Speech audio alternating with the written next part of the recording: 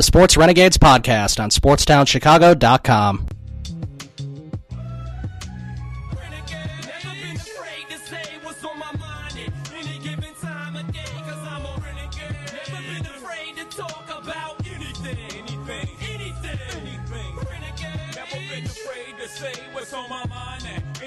Time of day, cause I'm a renegade. Never been afraid to holler about anything. Anything. Welcome in to the Sports Renegades here on SportsTownChicago.com. I'm Ryan Stuprich. And I'm Ryan Risky. And yes, we're here today and talking to you. We're going to start off talking about the MLB and baseball. We'll talk about the Cubs as they took 2 of 3 from St. Louis, and that ended this afternoon. The Cubs won 6-4. Kyle Schwarber hit a massive 3-run homer down the right field line. Lackey struggled a little bit early, but settled down late, and the bullpen did a nice job today. Yeah, for the most part, the bullpen's done a really good job. The Cubs have gotten a lot of clutch hits. They used the Schwarber 3-run homer today, sealing the win.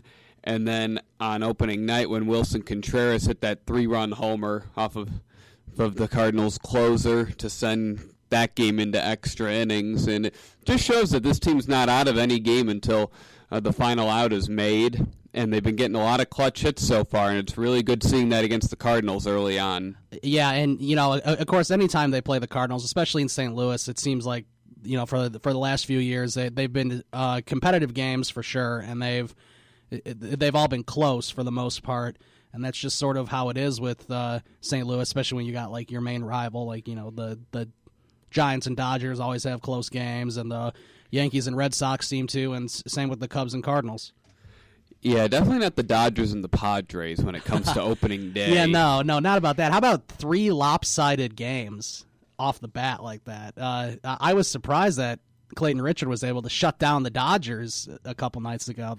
That was pretty impressive. Yeah, he's done pretty well since he's gone back to the Padres. The past 2 opening days, though, the Dodgers have outscored the Padres 29-2. 29-2. That is crazy. Of course, my fantasy catcher Yasmani Grandal hit 2 home runs opening day, so that was very helpful. But yeah, just going back to the Cubs. They did switch up the rotation just a little bit. They're flip-flopping Lester and Arrieta, so Lester will actually be pitching on opening day for the Cubs home opener at Wrigley on Monday, and Arrieta will be pitching on Sunday. Yeah, and that'll be his normal rest. Right. The real reason for that switch is just to get an extra lefty in against the Dodgers, since they have a real lefty-heavy lineup. Yeah. I mean, anything they can do to help. It would be. I mean, obviously, you know, with all the stuff going on Monday, I mean, the Cubs might not win the game. I mean, who knows? Because there's going to be a whole lot of distractions, especially for that first game. But, you know, we'll see. We'll see how it goes. The Cubs lineup has been looking pretty good right now. I know. Except for Bryant. Yeah, except he doesn't have a for hit. Obviously he's been struggling a little bit, but obviously it's not a concern. It's 3 games. I mean, Russell's hitting like 154, and I remember last year Russell didn't even hit very good in April. Right. And although he had 2 nice RBIs today, which is why they have him in the middle of the lineup. He produces lots of RBIs, which is helpful. He does. I mean, again, it's 3 games into the season. Yeah. And I'm sure there's some nut out there saying the Cubs should send Bryant back to AAA. Oh, there's always going to be people like that. Hopefully they just don't call the radio shows too often because, yeah, once in a while you'll get those. And it's annoying because it doesn't make any sense, obviously. You wonder how some people can be that stupid. how they can, or the people that say that they should have brought him up right at the beginning of the 2015 season instead of waiting the 1.5 weeks it was or whatever to get an extra year of control.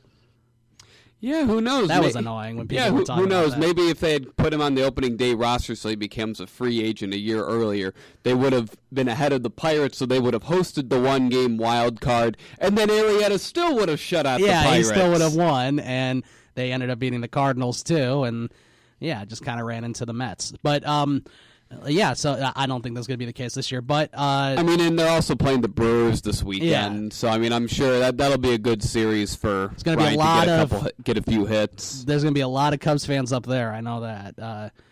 That'll definitely be the case. And they have Anderson going tomorrow, and then Hendricks going on Saturday, and then Arrieta on Sunday. So the real interesting thing will be to see how Anderson pitches tomorrow in his first start with the Cubs. Obviously he wasn't good last year. He only played like 4 games or something because he was hurt for most of the year. The year before that, he was really good. And yeah, we'll see what the Cubs training staff can do to try to keep him more durable throughout the season. Right. Hopefully he can be a little more durable. That would be great to see. And I think the bats will come alive even more in Milwaukee. Milwaukee doesn't have a good pitching staff. We know that. Zach Davies, who was probably their second best guy last year, he didn't pitch very well. Junior Guerra on opening day, he didn't pitch very well, and then he got injured. Yeah, I heard he got injured. That sucks for him. He gets hurt on opening day, so that's not good. And besides that, I don't really think they have anything, so it should be pretty good. I think the Rockies ended up sweeping them this afternoon. Did. They hit a lot of home runs this weekend. Yeah, that's a power team with no pitching. Kirk Neuenhuis hit a home run today against a team other than the Cubs. Yeah, I was going to say he was the new age Cub killer, that's for sure, especially for home runs. Hopefully the Cubs will be able to take at least 2 of 3 from Milwaukee, which they should be able to do. Yeah, and then the schedule gets a little tougher, but at least you're home playing the Dodgers and the Pirates, and then Milwaukee again.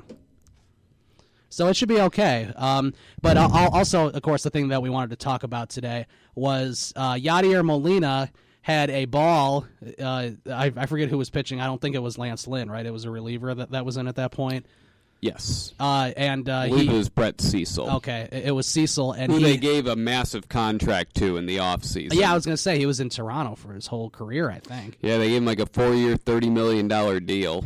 So anyway, he throws a ball in, and it bounces in, and it bounces up onto Yadi's chest protector, and it gets stuck there like Velcro in his chest protector, and that's a little suspicious. And it was on a drop third strike. Yeah, and Caesar ended up getting to first on that, right? And that's one of the reasons that Schwarber came up with a couple guys on to hit that big 3-run homer. Yeah, turning point of the game right there. But I don't know... I don't know what that was on Yadi's chest protector, if it was legal or if it was an illegal substance, if it was pine tar, if it was something else.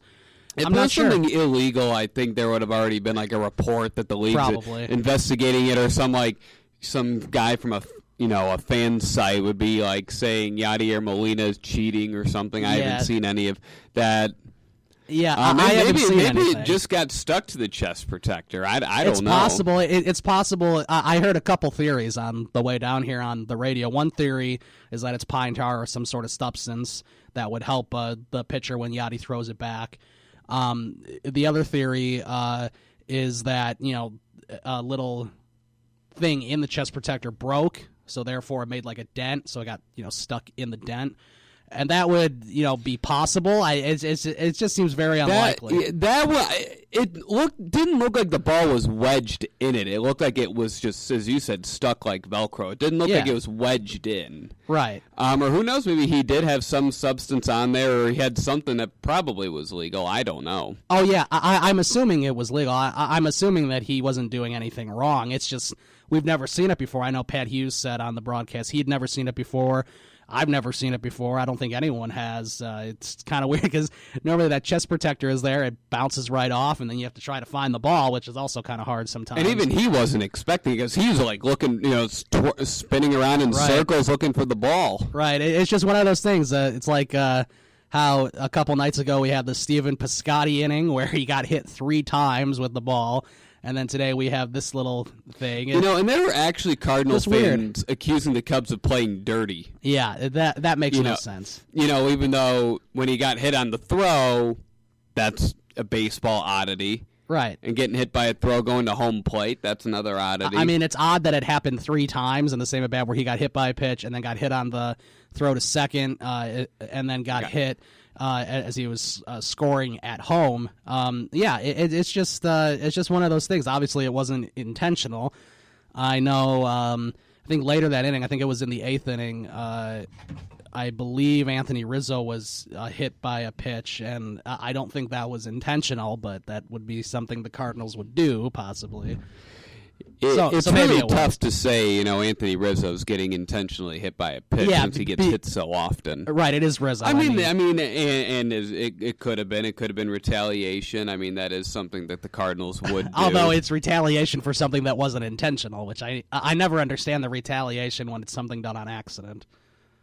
It never made. I mean, if you're doing it on purpose, if it's clearly on purpose, then yeah, I would understand a retaliation throw at some point. But usually that's not the case, and then that just gets the teams riled up, especially if it was done intentionally. Yeah, I mean, this isn't when you want to start the bad blood, because there's going to be some throughout the season, because it could be a fight to the end for who's going to win the division. Yeah, for sure. They're definitely the two best teams in the division. Particularly in those June and July series, which would probably be before the Cubs, pull ahead for good, get up by more than 5 games. And so a lot can happen, and it was good to take 2 or 3. They probably should have taken all 3. Yeah, the first game was a tough one. I mean, in the first game, you had the bases loaded, 1 out, Bryant and Rizzo coming up, and they couldn't get a run in. Yeah, you're assuming to at least score a run there on a sac fly somehow. Or I believe that was when it was still 1-0. That was before Randall Grichuk hit that 2-run homer. Yeah, it definitely was. And then Wilson Contreras hit that game-tying home run in the 9th inning, which was great. Although, it just felt like the Cubs weren't going to win that game. I was like, okay, we got to take the lead now, because I feel like if we're going into the bottom of the 9th tied, we're still going to lose. That ended up being the case, unfortunately. But they took 2 of 3, and that's what matters. And the game that was 2 nights ago, because it was rained out yesterday, the way that the game ended, on a close play at first, and it's just they're always pretty competitive games. And Albert Almora making a great catch in center field. Of course, he pretty much robs a home run. I think Len Casper might have been right, where if he didn't get to it, it might have bounced off the top of the wall. I don't think it was going out. Yeah, it looked like it was going to hit the wall. Nonetheless, that's a really clutch catch, though, making because that was with 1 out in the 9th inning. Right, that wasn't like in the 3rd inning or something. That's with 1 out in the 9th when you're winning 2-1. Yeah, it's a tie game right there if he doesn't get to it, and it ends up going out. But it was a great play by Almora. We know that his defense is great. His hitting, I think he'll get. I think he'll be pretty good this year. He was a pretty good hitter last year in limited time. If you remember, he played a lot when Fowler was injured in like June or something. Didn't he play a lot? He played like 15 games maybe. He did, and that was kind of when the Cubs were hitting their slide. A little bit, yeah. That was although he was kind of a bright spot. It wasn't because Fowler was out, right? That was just more when they played like 24 consecutive days, and that was only because there was a rain out in between, so they didn't have an off day, right? And the Cubs had to approve of playing that many days in a row, right? And it was the middle of the season. Everyone kind of hits a little bit of a bump in the middle of the season. They had a huge lead as it was. I think the closest St. Louis or Pittsburgh ever got, I think it was St. Louis, was in second for most of the season. The closest they got was, like 6 games maybe? I don't know. But I think the Pirates were 4 heading to the All-Star break. Right. They took 2 of 3 from the Cubs, and I remember thinking, if the Pirates sweep them before if they had swept the Cubs, heading into the All-Star break, I think they would have been 2 games out of first. Except because the Cubs won the last one, it was 4. Yeah, so, and that was kind of a turning point. It was important, obviously, to win that game before the All-Star break, and then they kind of went on a roll after that and never looked back. The Cubs win today, 6-4. Schwarber with a big home run. Lackey pitched pretty well besides that first inning. He settled down and pitched pretty well. He did what you would expect. 3 earned runs, I think, in 6 innings for him. So the Cubs win 6-4, and now it's off to Milwaukee. We're going to take a break, and we'll come back, and we'll talk about the MLB in general. We'll also talk about the White Sox. They won today.